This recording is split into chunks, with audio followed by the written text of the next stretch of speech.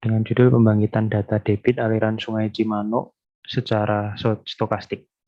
Latar belakangnya, kenapa diambil pembangkitan data debit ini, karena memang secara umum ketersediaan data yang valid dan panjang data yang cukup untuk perencanaan bangunan keairan itu memang penting.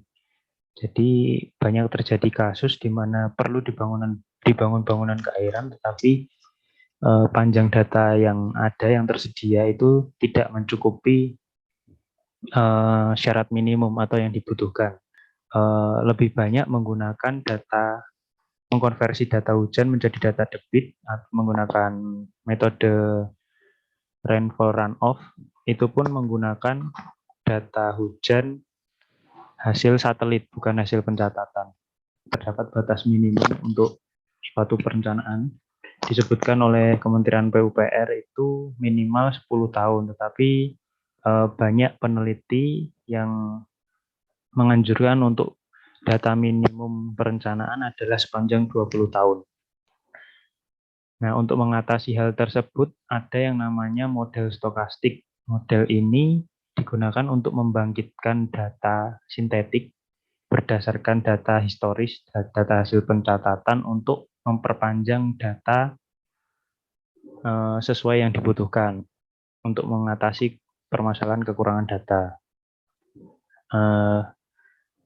Di lokasi yang ditunjuk pada penelitian ini sendiri, pada stasiun pencatatan debit Bendung Eretan, yang didapat hanya terdapat 14 tahun panjang datanya, kemudian dibutuhkan lebih dari itu untuk perencanaan selanjutnya. Maka dari itu di sini akan dilakukan pembangkitan data debit dari Sungai Cimanuk melalui data debit hasil pencatatan di Bendung Eretan.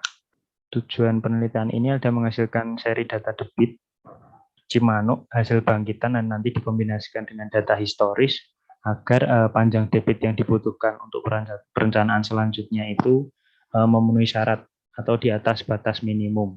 Untuk lokasi penelitiannya di Bendung Eretan, Kabupaten Sumedang. Lokasinya persis di hilir Bendungan Jati Gede, kurang lebih 100 meter dari spillway Bendungan Jati Gede. Ada di Dusun Cihideng, Desa Kadujaya, Kecamatan Jati Gede, Kabupaten Sumedang. Untuk dasnya ada di das Sungai Cimanuk.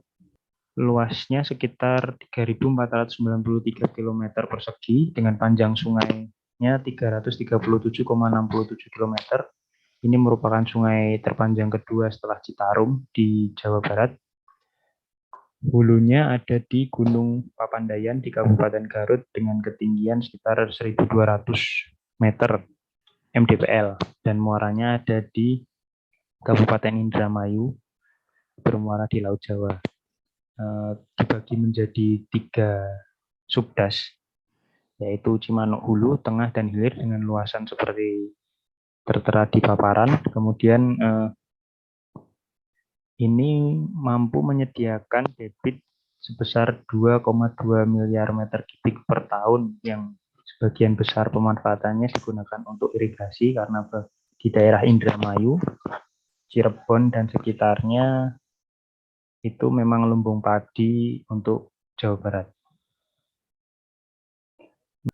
Pembangkitan data ini secara umum tidak merubah sifat statistik data, tetap menggunakan sifat statistik data historis, namun nanti nilainya bisa berubah. Jadi karakternya sama persis dengan data yang memang tercatat di stasiun pencatatan. Bisa dimanfaatkan untuk memenuhi kebutuhan tampungan waduk dengan data sintetis, kemudian membantu perencanaan waduk ketika data kurang, dan juga simulasi pengoperasian waduk. Pembangkitan data ini sendiri menggunakan model stokastik, di mana stokastik ini merupakan salah satu model hidrologi yang dapat digunakan untuk pembangkitan data. Ketika datanya terbatas, bisa kita bangkitkan sesuai dengan panjang yang diinginkan. Nah, dalam penelitian ini menggunakan model Thomas Fearing. Ini tinjauan pustakanya. Model Thomas Fearing itu dipengaruhi oleh beberapa variabel parameter statistik. Di antaranya untuk rata-rata debit tiap bulan. Jadi rata-rata debit tiap bulan dari data historis kita hitung dulu dengan rumus seperti ini. Kemudian kita hitung juga standar deviasi atau simpangan baku dengan rumus seperti ini. Kemudian kita lakukan perhitungan koefisien regresi yang di dalamnya juga ada nilai standar deviasi dan juga koefisien korelasi. Nah, kemudian nilai-nilai tadi dimasukkan ke dalam rumus model Thomas Fearing yang ada di bagian bawah. Ini rumusnya dimasukkan, ini ada rata, kemudian ada koefisien korelasi, standar deviasi, ada debit rata bulan sebelumnya, kemudian ada debit bulan sebelumnya, kemudian debit rata bulan sebelumnya, ada TI. Ini TI sebagai bilangan random atau bilangan acak. Yang digunakan di sini adalah dipakai distribusi normal, kemudian standar deviasi lagi, dan koefisien korelasi. Ini data yang kita gunakan dalam penelitian ini, data dari 2007 sampai 2020 dari Stasiun Pencatatan Debit Bendung Eretan Kabupaten Sumedang. Nah, untuk mendapatkan data bangkitan yang harus disiapkan adalah data debitnya. Tadi sudah, kemudian menentukan jumlahnya, jumlah total data historis, kemudian menghitung reratanya untuk tiap bulan, menghitung simpangan baku setiap bulan, dibantu dengan perangkat Microsoft Excel dengan rumus SDDEV, kemudian koefisien korelasi dengan rumus Corel juga di Microsoft Excel. Untuk koefisien regresi juga demikian dengan rumus Linus dan di Microsoft Excel. Kemudian bilangan acak dengan distribusi normal dengan bantuan perangkat Microsoft Excel juga. Nah, baru setelah itu semua itu dimasukkan ke rumus Thomas Fearing tiap bulannya. Nanti akan dapat nilai setiap bulan.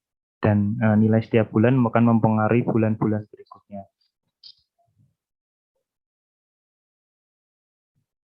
Nah, ini perhitungan dari beberapa variabel statistik dari data historisnya, dari jumlah, rata, simpangan baku, koefisien korelasi, dan koefisien regresi untuk setiap bulannya.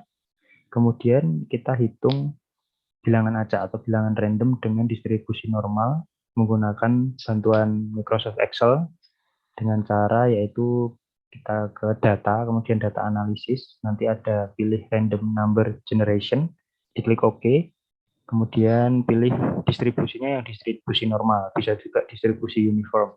Tapi di penelitian ini menggunakan distribusi normal, menentukan ratanya, rata di situ kita inputkan 0, dan standar deviasi kita inputkan 1. Kemudian tentukan tempat di mana nanti bilangan acak itu berada atau selnya. Kemudian klik OK, nanti akan keluar bilangan acak seperti ini. Setiap kali generate, bilangan acaknya akan berbeda, tapi akan memenuhi satu syarat, yaitu standar deviasi 1 dan ratanya 0. Nah, untuk setelah itu kita masukkan ke rumus Thomas Fearing, kita siapkan data-datanya, yaitu mulai dari rata, simpangan baku, koefisien korelasi, koefisien regresi, kemudian data debit bulan sebelumnya, kemudian data debit historis bulan sebelumnya, dan bilangan acak tadi. Kita masukkan ke rumus, lalu kita dapatkan nilai untuk satu bulannya. Nah, ini dilakukan untuk setiap bulan selama panjang data yang diinginkan.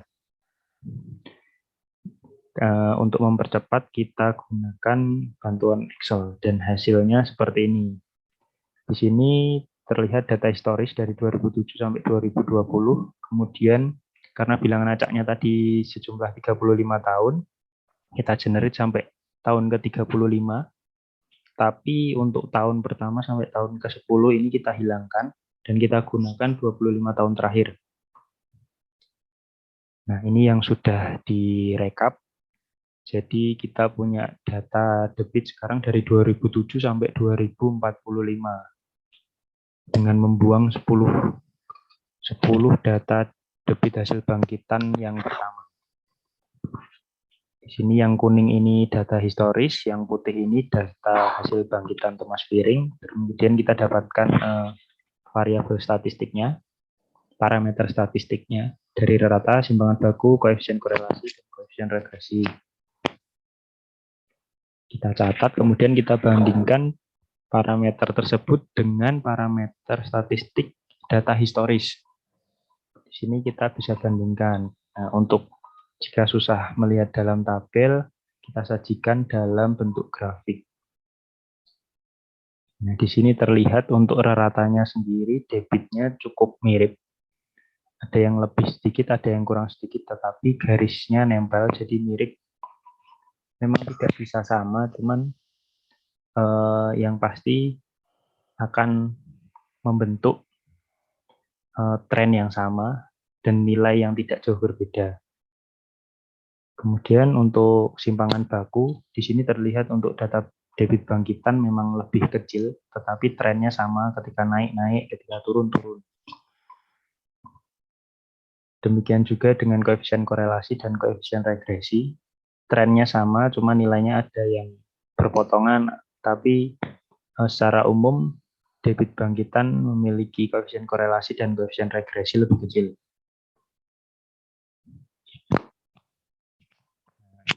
Di cara-cara perhitungan pembangkitan data debit dengan metode Thomas Firing. Dari perhitungan tadi kita dapat simpulkan bahwa rangkaian yang dipakai adalah 25 tahun, meskipun kita membangkitkan selama 35 tahun, 10 tahun pertama kita buang. Kemudian berdasarkan hasil data debit bangkitan kita dapatkan parameter statistik. Demikian direkap dalam satu tabel. Kemudian diperlukan kehati-hatian dalam perhitungan karena memang satu rumus untuk 1 bulan dan kita ada 12 bulan dikalikan jumlah tahun yang diinginkan, dan ada beberapa series data pembangkitan. Jika seharusnya ada beberapa series, kemudian seriesnya dipilih, nanti misal 10 series, kita ambil series yang paling mirip parameter statistiknya. Cuman di UAS ini saya ambil satu seri saja. Jadi harus benar-benar teliti karena nilai bulan ini mempengaruhi nilai bulan depan. Kemudian bisa juga dilakukan pengujian statistik dari data debit hasil bangkitan. Jadi setelah dibangkitkan kita dapat nilai-nilainya, kita sebaiknya kita uji secara statistik menggunakan misal uji Z, uji T, uji ketiadaan tren, uji persistensi, dan lain-lain. Sehingga kita bisa benar-benar yakin data debit bangkitan tersebut bisa digunakan untuk perencanaan selanjutnya. Nah, ini untuk daftar pustaka. Saya rasa sekian, lebih kurangnya mohon maaf. Terima kasih untuk nanti yang menonton video ini. Semoga bermanfaat untuk orang banyak. Wassalamualaikum warahmatullahi wabarakatuh.